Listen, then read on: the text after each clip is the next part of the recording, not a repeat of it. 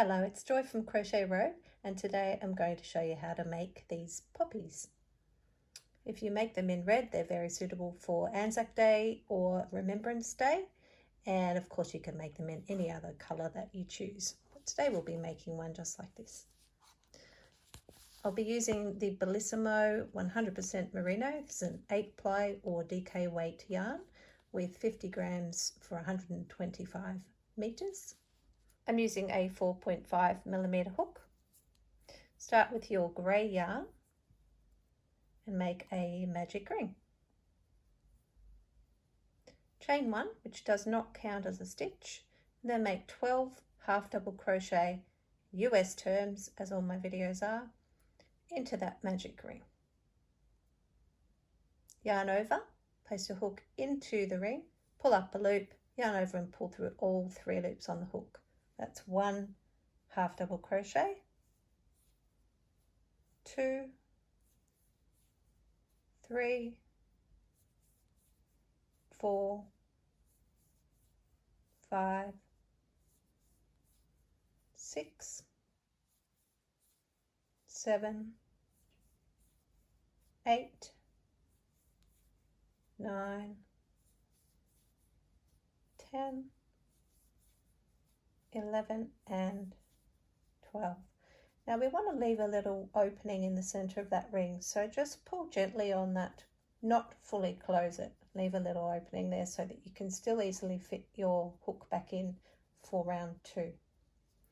Find the top of your first stitch and under both the front and the back loops join with a slip stitch. Yarn over, pull through the loop and pull through the loop on your hook. Now instead of fastening off, we're going to use this yarn again in round 3. So just hold it there, take your yellow yarn and get it ready to go with a suitable length tail and pull the loop of yellow through the working loop of grey. Then just tug on your grey yarn to tighten that working loop, tug on your yellow yarn so that that gets nice and snug around your hook, and you're ready to work round 2. Now in round 2, if you want to, you can work over your yellow yarn tail, but just leave your grey ones separate. Don't work over the top of them.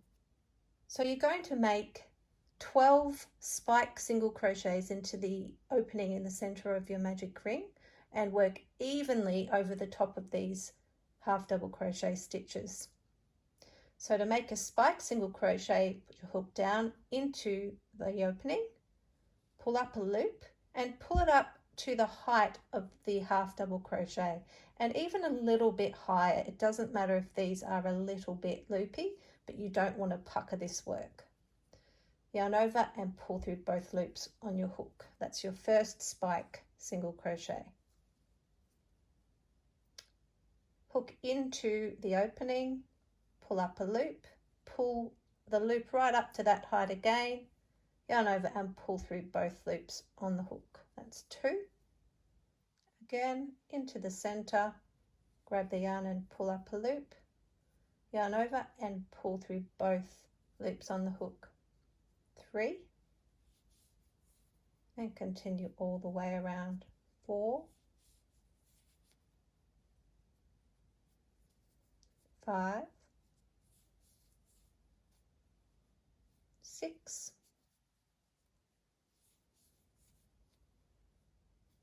7,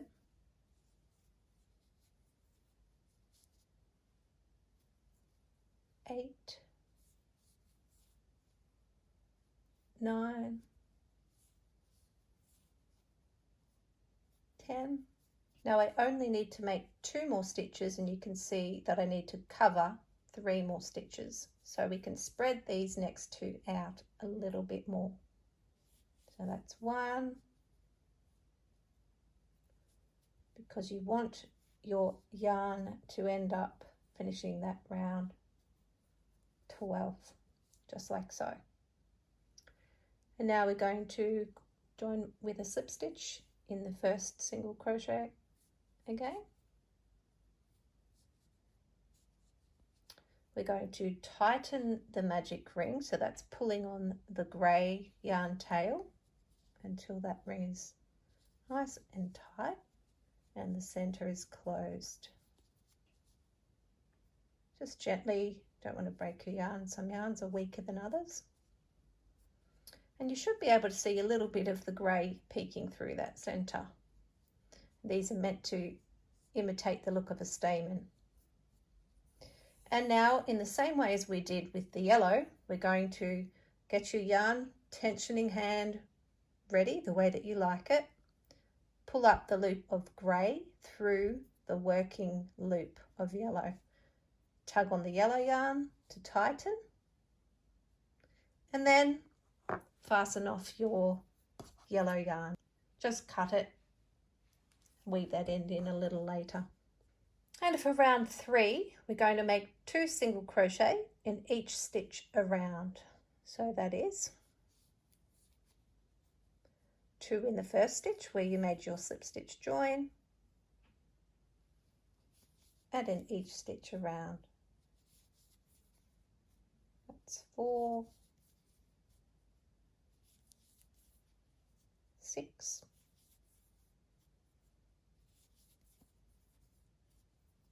8,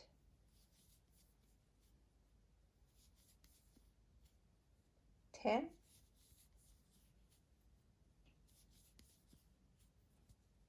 12,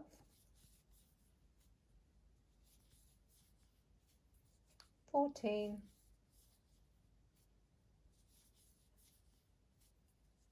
16,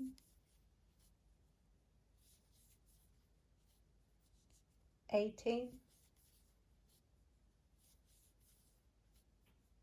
20, 22, and 24 stitches total. Now we're going to fasten off and join with an invisible join so that it makes this next round easier to get your stitch count correct. Fasten off, so that's cut the yarn, pull up on the hook, thread up your yarn needle,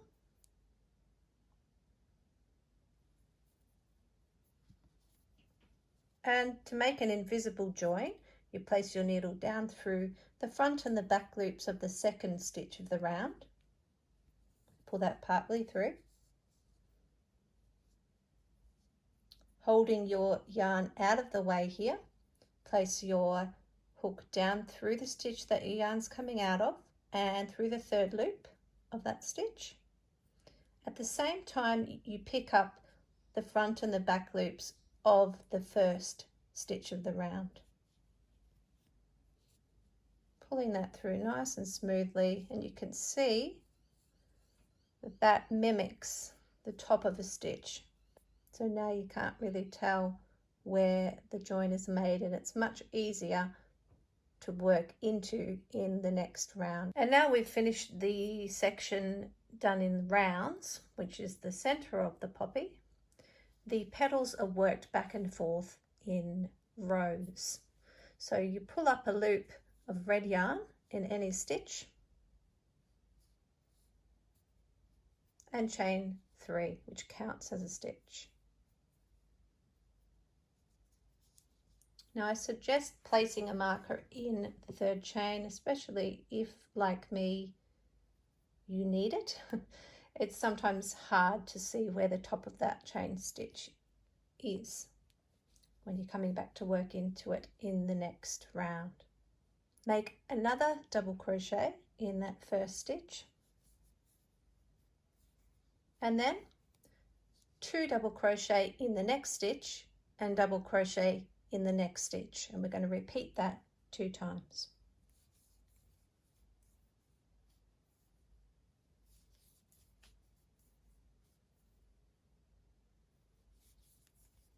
So that's 2 double crochet in the next stitch and 1 double crochet in the next, 1 time, 2 double crochet in the next stitch and 1 double crochet in the next, 2 times. And now we're going to make 2 double crochet in this next stitch and turn our work. Just pull up on your loop slightly so that you have a bit more space to work this first single crochet of the row.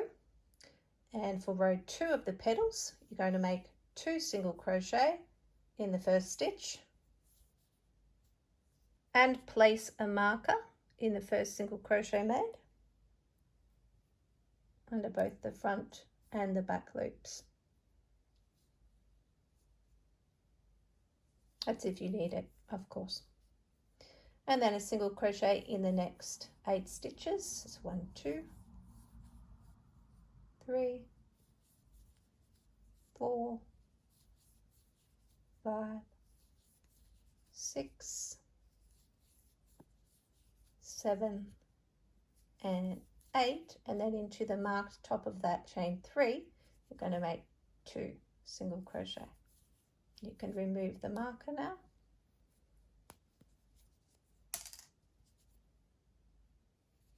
And 2. And we're going to turn our work again.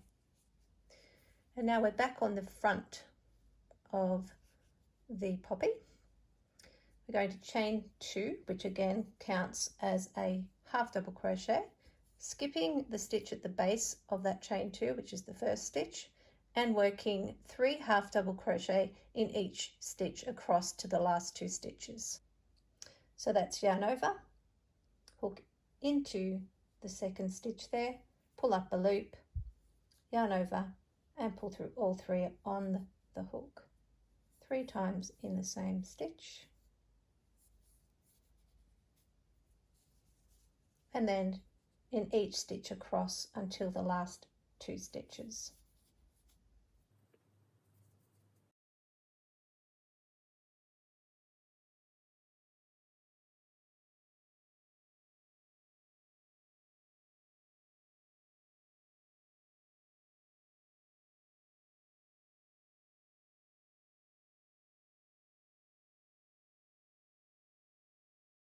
And that's the last 2 stitches here. We're going to skip the second last stitch and into the marked stitch just make 1 half double crochet.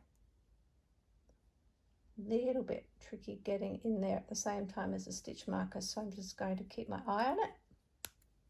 Remove the marker and then place the hook into those front and back loops, pull up a loop and pull through all 3. And that is the last stitch of this row for this petal. And turn again. We're back on the back side of the poppy, and we're going to make a single crochet in each stitch across. Again, I suggest you pulling up on your working loop so that you can work back into this first single crochet nice and easily. If you see the size of those front and back loops, they're a little bit easier to work into than if you had not done this. So I'm going to mark that. You can choose whether or not you mark it. Single crochet all the way across.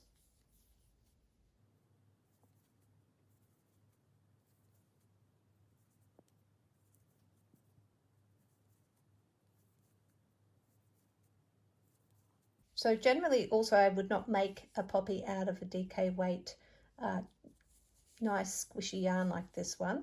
It's going to be really huge, which is probably for me a little bit too large to wear, but if you wanted to make a larger one, that's up to you. I like to wear one this size, which just fits beautifully into the palm of your hand, and it is made of a 2 to 3 ply. This is classic wool from Bendigo Woolen Mills.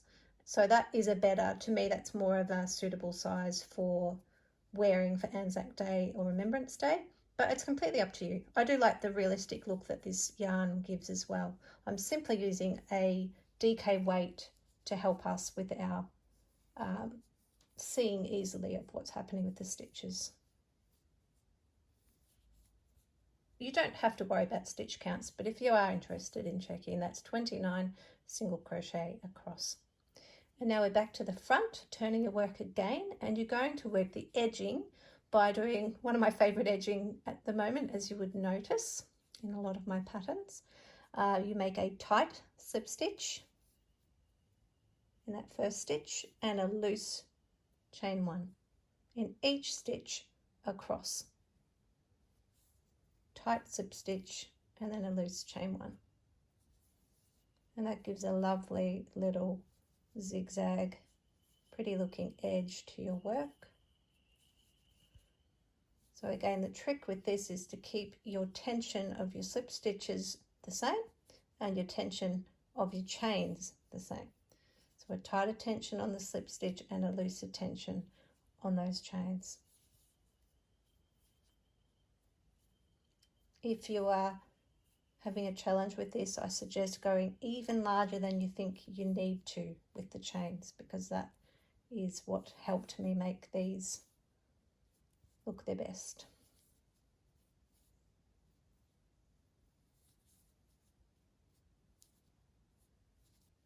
And so I've reached that last stitch of the round.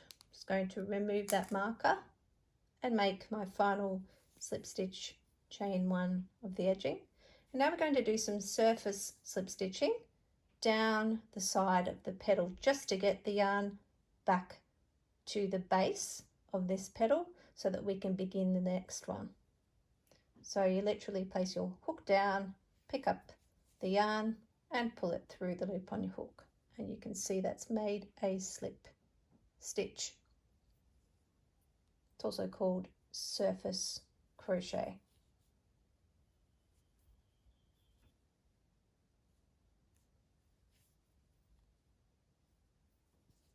And maybe just one more.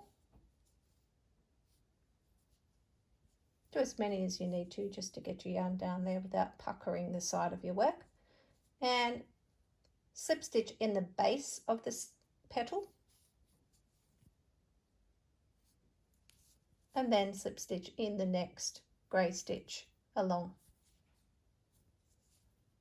And you're ready to begin with the instructions for the next petal. So you start at row 1 and work through to row 5 again for the next 3 petals, and you'll see that beautiful ruffled effect that, to me, especially in a finer weight of yarn, looks really refined, quite pretty. So I hope you've enjoyed creating these poppies, and I look forward to seeing your beautiful work on social media. Thanks for watching. Bye for now.